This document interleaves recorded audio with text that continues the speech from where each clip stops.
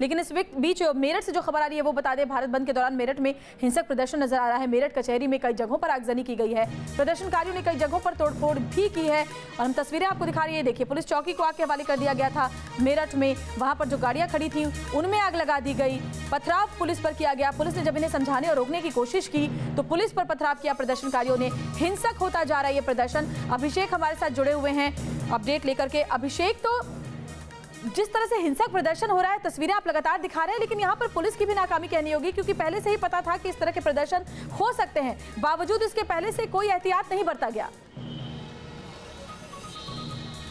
देखिए, पूरी तरीके से LIU फेल हुई है और अभी की जो ब्रेकिंग खबर मैं आपको देने जा रहा हूं, कचहरी में कम से कम वकीलों के 100 चैम्बरों को आग के हवाले कर दिया गया है। 3 प्रातःकालीन दैनिक के जो सीनियर फोटोग्राफर्स थे बेहद गंभीर अवस्था में हैं, उन पर हमला किया गया है। मीडिया के कम से कम 12 लोग बुरी तरीके से जख्मी हैं। मेरठ का शोभापुर एरिया पूरी तरीके से जला हुआ है, दायमपुर एरिया पूरी तरीके से जला हुआ है, परतापुर में कम से कम 24 बसों को आग के हवाले किया गया है। योगी मोदी की जितनी होर्डिंग्स बाईपास पर लगी थी सबको फूंक दिया गया है। इधर तेजगढ़ी पर भाजपा के पूर्व सांसद का पेट्रोल पंप में आग लगाने की कोशिश की है, उसे पूरी तरीके से तोड़फोड़ दिया गया है। इसके अलावा मवाना रोड पर जो बक्सर और रजपुरा का क्षेत्र है वहां दुकानों और पेट्रोल पंपों में तोड़फोड़ की गई है।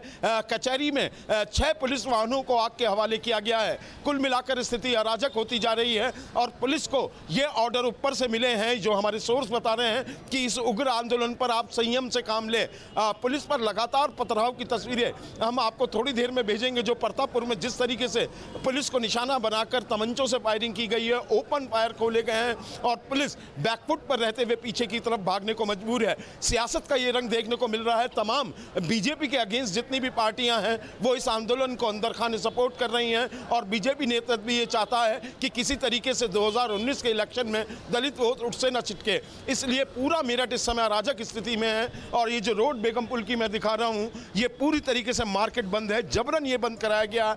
हमको भी इस सामने वाली दुकान के अंदर शटर के अंदर अपनी पूरी कैमरा यूनिट ले जानी पड़ी थी और अब यहाँ से जो भीड़ भाग कर गई है कचहरी की तरफ, उसने पूरा तांडव मचाया है। कचहरी वो जगह है, मैं आपको बता दूं, उससे लगा हुआ DM कार्यालय है, SSP ऑफिस उसके ठीक बगल में है, पुलिस लाइन ठीक उसके सामने है। इस तरह की स्थिति बनी हुई है, पूरा का पूरा शहर और जीवन ऐसा लगता है यहाँ पर रहने वालों का ठप हो गया है। आम लोग सबसे ज्यादा प्रभावित होते हैं क्योंकि जब भी इस तरह का कोई भी विरोध प्रदर्शन किया जाता है उन पर असर नहीं होता जो नियम कायदे बनाते हैं, उन पर असर होता है जो आम लोग होते हैं। और 5 शहरों की तस्वीरें हम आपको दिखा रहे हैं। देखिए, मेरठ, आगरा, नोएडा, गाजियाबाद और सहारनपुर, ये 5 तस्वीरें उत्तर प्रदेश की हम आपको दिखा रहे हैं। और ये भी बता दें कि DGP ने ADG लॉ एंड ऑर्डर को तलब भी किया है, आज जवाब मांगा है कि किस तरह से आखिरकार ये लॉ एंड ऑर्डर को नहीं संभाल पाया। और अभिषेक हमारे साथ मेरठ से लगातार जुड़े हुए। अभिषेक, क्या स्थिति वहां पर है? हालात तो बेकाबू होते जा रहे हैं। बेहद बेकाबू हो गए हैं। कचहरी पर पुलिस फायरिंग शुरू हो गई है। मेरे कैमरामैन पर लगातार जो मेरा फोन है उस पर दूसरे फोन पर मैसेजेस आ रहे हैं। पुलिस और प्रदर्शनकारियों के बीच कचहरी पर फायरिंग शुरू हो गई है क्योंकि पुलिस पर सीधा हमला किया है। कम से कम 15 से 20 हज़ार उग्र प्रदर्शनकारियों की वहां पर भीड़ है और ऐसा लगता है कि पुलिस और कलेक्टर जितनी देरी से कर्फ्यू न लगाने का निर्णय ले रहे हैं, ये लोगों की जान माल के साथ खिलवाड़ है। 1 से 1:30 बजे के बीच में तमाम स्कूल्स की छुट्टी होनी है। सरकारी प्राइमरी स्कूल आज खुले हैं। तमाम अभिभावक चिंता में हैं कि उनके बच्चे घर कैसे आएंगे। जो ट्रांसपोर्टेशन के साधन है, सिटी बसेस बंद हैं, सिनेमा हॉलों को बंद करा दिया गया है, पेट्रोल पंप्स को बंद करा दिया गया है और ये स्थिति बेहावह होती जा रही है। और अभी तक किसी भी थाना क्षेत्र में सोमवार का दिन है, दफ्तर खुले हुए हैं, स्कूल खुले हुए हैं। पुलिस को पहले से ही पता था कि इस तरह का बंद बुलाया जा सकता है, लेकिन एहतियातन कोई कदम नहीं उठाया गया। छोटे छोटे बच्चे भी स्कूलों में फंसे हुए और कैसे वो अपने घरों को वापस लौटेंगे, ये एक बड़ा सवाल है। ये देखिए, मैप के जरिए हम आपको दिखा रहे हैं कहां कहां इस तरह से प्रदर्शन हो रहे हैं और आप देख सकते हैं बिहार में भी हालात उसी तरह के बने हुए हैं। तो पंजाब में अमृतसर और लुधियाना में भी हिंसक प्रदर्शन हो रहे हैं। इसके अलावा अगर हम बात करें तमिलनाडु की, तो यहाँ पर भी प्रदर्शन जबरदस्त तरीके से किया जा रहा है। केरल में भी प्रदर्शन हो रहे हैं। वहीं अगर राजस्थान की बात करें तो बाड़मेर और अलवर में भी दलित संगठन सड़कों पर हैं और मध्य प्रदेश में तो हालात बहुत ही ज़्यादा बिगड़े हुए हैं। यहाँ मुरैना, ग्वालियर, भिंड, इन तमाम जगहों में धारा 144 लगा दी गई है।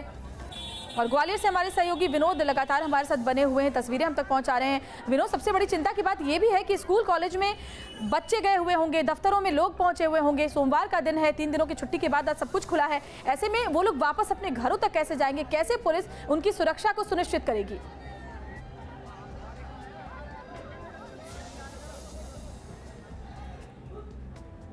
चुनौती है पुलिस के सामने और प्रशासन के सामने, क्योंकि कई बच्चे तो ऐसे हैं जो आज परीक्षा केंद्र तक पहुंच ही नहीं पाए। सीबीएसई का पेपर था, लेकिन जो बच्चे पहुंच गए हैं, जो परीक्षा दे रहे हैं, उनको निकालने की जिम्मेदारी अब केवल और केवल प्रशासन की है, क्योंकि शहर के 6 थाना क्षेत्रों में कर्फ्यू लगा दिया गया है। कर्फ्यू के बाद किसी भी आदमी को घर से बाहर निकलने पर रोक लगा दी गई है।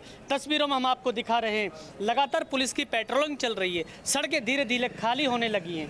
धारा 144 के बाद आखिर ये नौबत आ गई, कर्फ्यू लगाना पड़ा। जो बच्चे स्कूल गए उसके लिए अभी कलेक्टर ने, जो हमने पूछा था, तो उन्होंने ये बताया था कि अब हमारी जिम्मेदारी है और हमने अपने पुलिस और प्रशासन के जरिए बच्चों को स्कूल से निकाल कर सुरक्षित उनको घर पहुँचाने की जिम्मेदारी ली गई है।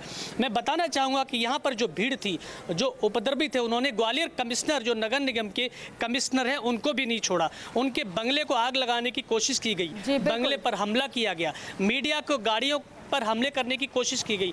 हम लोगों ने अपनी कार छोड़कर गली में छुपाकर मोटरसाइकिल धारा 144 लगा दी गई है कई जिलों में, और यही हालात मेरठ में भी बने हुए हैं, जयपुर में भी कुछ ऐसा ही हाल बना हुआ है। तस्वीरें लगातार हम आप तक पहुंचाते रहेंगे। फिलहाल आप तीनों का बहुत बहुत शुक्रिया। तो आज भारत बंद है, पूरे देश से ऐसी ही तस्वीरें सामने आ रही हैं। जो प्रदर्शन था वो उग्र हो गया है, हिंसक हो गया है।